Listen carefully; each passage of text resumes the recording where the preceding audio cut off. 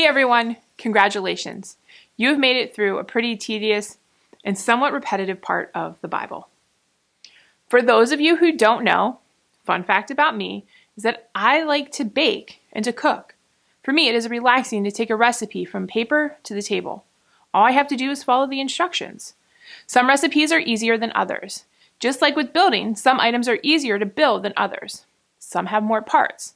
Shout out to all you IKEA fans who enjoy putting every piece of furniture together.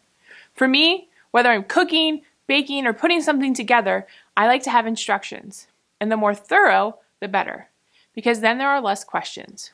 When the instructions aren't as thorough, it could leave room for more error or more questions. I'm sure that some of you are thinking, there's no way I could do that. Please do not give me a recipe, instructions on building or putting something together, or how to use something. Well, early in the week, we saw a whole list of instructions when Moses was presented with the task to build the tabernacle. And what a task. I'm sure that he was overwhelmed. We see that the Lord had given Moses someone to complete this task who had the gifts. Exodus 35:31 says, "The Lord has filled Bezalel with the Spirit of God, giving him great wisdom, ability, and expertise in all kinds of crafts." I'm sure Moses was thrilled. Some of you may be thinking, I have that skill. I could do that. But do you remember all that Moses is in charge of? And now this too? Insert big eye emoji here. Even when he was overwhelmed, God provided not just the leaders with the skills, but people to donate what was needed in an overabundance. Throughout this week, there was a lot of reading, not just about building the tabernacle, but also about the offerings that people present in the temple. There were burnt offerings, grain offerings, peace offerings, sin offerings, and guilt offerings. Did you notice that each of these offerings were a special gift, a pleasing aroma to the Lord? I'm sure that Aaron and his sons were thinking that this aroma was not pleasing. This aroma has to be something that is only pleasing to the Lord. It is pleasing to him because of how it was done. It was done according to how he wanted it done.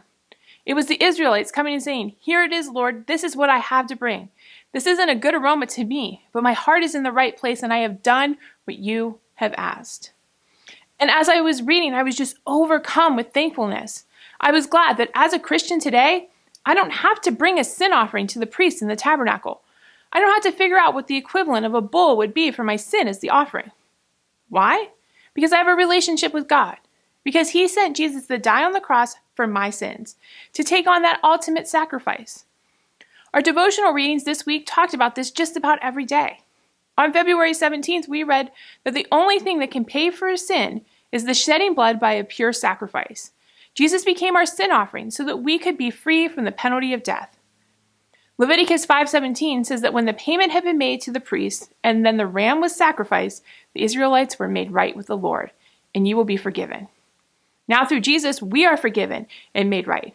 I am beyond grateful that my sins have been forgiven, and I'm not going to the tabernacle each day to give a sin offering, but I get to go to God each day and ask for forgiveness and talk to him about my day. And it's not a ritual like I'm sure the Israelites felt like it was. It's a relationship. Remember, even when you are overwhelmed, God is there, providing for you and giving you what you need. He has paid the ultimate sacrifice so that we can have a relationship with him.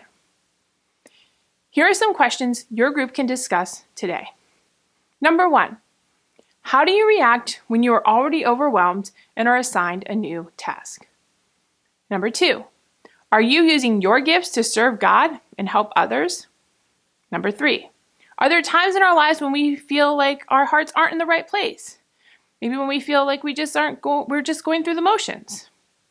Number 4, do you feel like there is something in your relationship with God that is more like a ritual than a relationship? How can you change that this week? Thanks, everybody. We hope you have a great week.